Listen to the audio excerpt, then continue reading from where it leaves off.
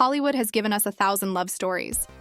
Most of them follow the same predictable script: two beautiful people, a red carpet moment, a flurry of paparazzi photos, then either a tabloid meltdown or a quiet fade into obscurity. But every once in a while, something different happens. Two people find each other not at the peak of their ambition, not at the start of their hunger, but after the Grammy Awards, after the Academy Awards, after the heartbreak, after the healing, after years of learning who they actually are beneath the fame, the cameras, and the noise. That's the story of Jennifer Hudson and Common. And honestly, it's one of the most quietly compelling love stories Hollywood has seen in years. When the first rumors began circulating, most people brushed them off. Jennifer Hudson and Common? The Oscar-winning powerhouse vocalist and the cerebral, Grammy-decorated rapper-turned-actor? It seemed almost too good to be true. Like the universe decided two of its most talented creations deserved each other and then just made it happen. But as more moments surfaced, a shared glance at an event, a warmly worded interview, a smile that lasted just a beat too long, it became impossible to deny. Something real was forming between them. Today, we're going deep on their story. Not the tabloid version. The real version, like full of nuance, patience, personal growth, and the kind of slow-burning connection that only becomes possible when two people have done enough inner work to actually recognize something genuine when it shows up. So settle in. Because this one's worth telling properly to understand why Jennifer Hudson and Common make so much sense together.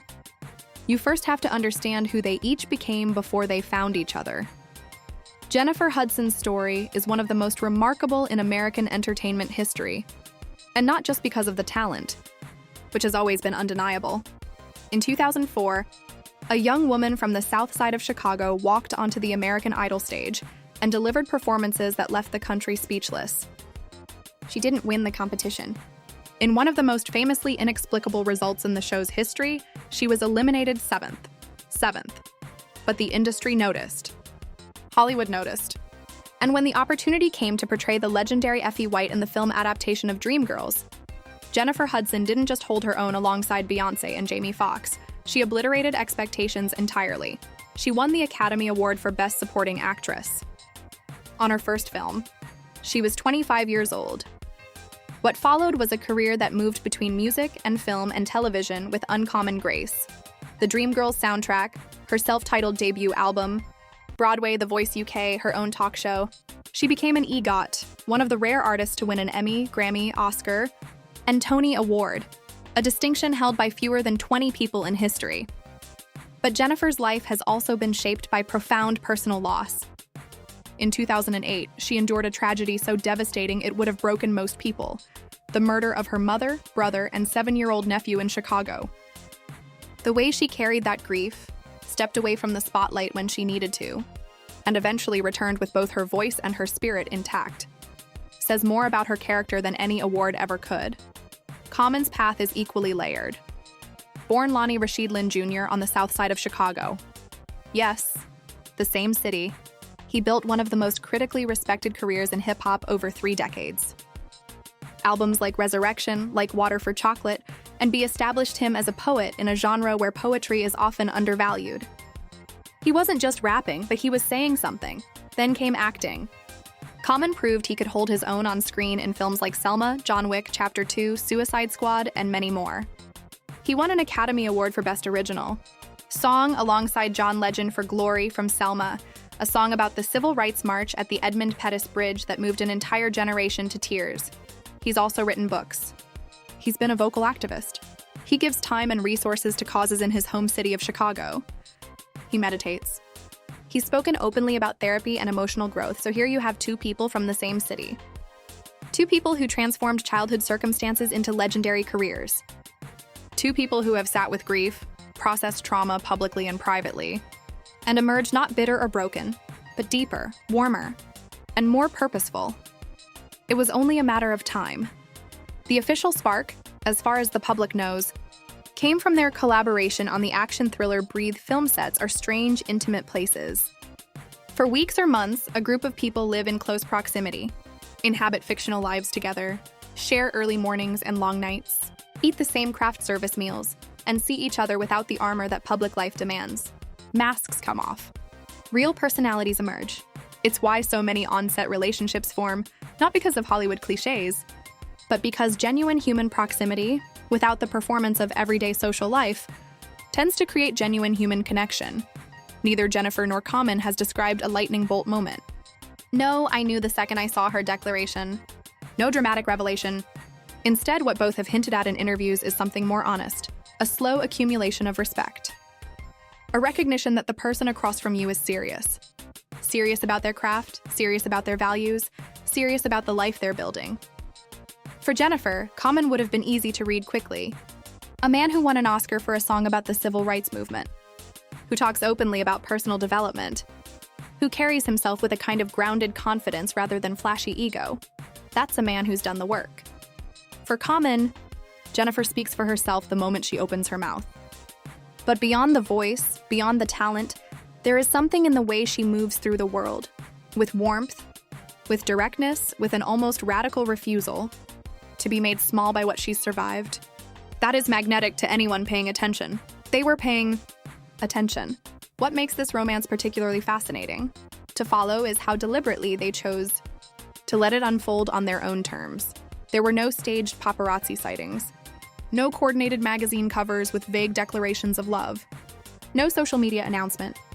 Instead, fans noticed things the way you notice a season changing, gradually, then all at once. They appeared at events together. Their body language was easy, relaxed, natural. Common mentioned in interviews that he was in a very happy place in his life, smiling in a way that made journalists lean forward and ask follow-up questions. Jennifer, when asked about her personal life, spoke in ways that suggested something had quietly, significantly changed. Social media, as it always does, did its detective work. Screenshots were compared. Timestamps were analyzed. Comment sections erupted. Wait, are Jennifer Hudson and Common together? When they finally acknowledged the relationship publicly, it felt less like a revelation and more like a confirmation of something everyone had sensed for months. The reaction was overwhelmingly positive. Not the skeptical, voyeuristic interest that greets many celebrity relationships, but something closer to joy. People were genuinely happy for them. That's relatively rare. And it says something important about how both of them have cultivated their public images over the years, not as celebrities to be consumed, but as human beings worthy of goodwill. If you want to understand what a relationship is actually like, don't look at the Instagram posts. Listen to how people speak about each other when they're not performing for the camera. Common, in various interviews, has spoken about Jennifer with a kind of reverence that goes beyond the typical celebrity praise. He doesn't just call her talented, he describes her as good, kind, positive in a way that is both genuine and contagious. He speaks about her the way someone speaks about a person who has made them better, not because she pushed or demanded, but because being around her raised his own standard for how he wants to show up. Jennifer, for her part, has spoken about Common with warmth and a quiet gratitude. She appreciates his emotional maturity, his ability to be present. The fact that he is not performing a version of strength, but actually has it, and holds space for the vulnerability of others without flinching. Read between those lines, and what you find is two people who had each, through their own individual journeys, become the kind of partners that most people spend decades trying to find. They weren't completing each other. They were already complete. They were choosing each other from a place of abundance rather than need. That's the foundation that tends to hold. There is a reason that Jennifer Hudson and Common have inspired such genuine affection from fans who don't even know them personally. It's because their relationship represents something a lot of people have lost faith in, the idea that real love is possible after real hardship. That success doesn't insulate you from pain, but it also doesn't have to close you off from connection. That two people who have separately become extraordinary can come together and not compete, not diminish each other, but simply grow. They've kept their relationship largely private, sharing what they choose and protecting what matters. There have been no dramatic feuds, no attention-seeking controversies, no performative gestures designed for maximum engagement.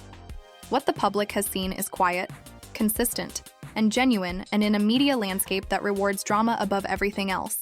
That kind of dignity stands out like a lighthouse. Chicago has claimed them both. The city that formed them, shaped by ambition and community, and grief and grit, gave the world both Jennifer Hudson and Common, and somehow eventually gave them each other. If that's not a love story worth telling, nothing is. Jennifer Hudson and Common didn't fall in love in front of the world. They fell in love despite the world quietly on a film set. Across weeks of real conversation and honest proximity, two people from the same city, recognizing something familiar and something extraordinary in one another, at the exact same moment, their story is a reminder that the most meaningful things in life rarely announce themselves. They arrive like a season changing, so gradually you almost miss it, until one day you look around and realize everything is different. In an industry built on performance, they chose authenticity. In a culture that rewards spectacle, they chose privacy. In a world that moves faster every year, they chose patience. Whatever the future holds for them, what they've built publicly already carries a kind of quiet power, a testament to what becomes possible when two people who have truly done the work finally find their way to each other. If this story resonated with you, if you believe great love stories don't have to be loud to be real, hit like, leave a comment, and subscribe so you never miss our next deep dive. We want to know, which part of Jennifer and Common's story surprised you most?